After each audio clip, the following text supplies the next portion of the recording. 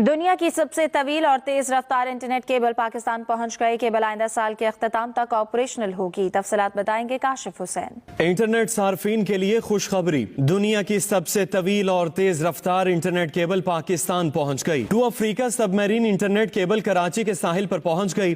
45,000 kilometre तवील ये cable Africa से ओमान और फिर पाकिस्तान तक लाई गई और हॉक्स बे के BMS लैंडिंग स्टेशन पर नस्ब की जा रही है। टू अफ्रीका की मजमुई गुंजाइश 180 टेराबाइट्स है। इस केबल के जरिए 24 टेराबाइट्स बैंडविड्थ मुयस्सर होगी। ट्रांस वर्ल्ड के chief technical officer Aamir Uddin ने मंसूबे को डिजिटल पाकिस्तान के लिए संगे मील करार दे दिया। इंटरनेट की रिक्वायरमेंट बढ़ती जा रही है और अब पूरा कंटेंट चेंज होता जा रहा है, तो मजीद केबलों की रिक्वायरमेंट है पाकिस्तान को बैंडविड्थ की। हम इस केबल को बेसिकली पाकिस्तान में लैंड करा रहे हैं। पाकिस्तान में हम इसको बेसिकली ट्रांसफर लैंड करा रहे हैं। जैसे भी हमारे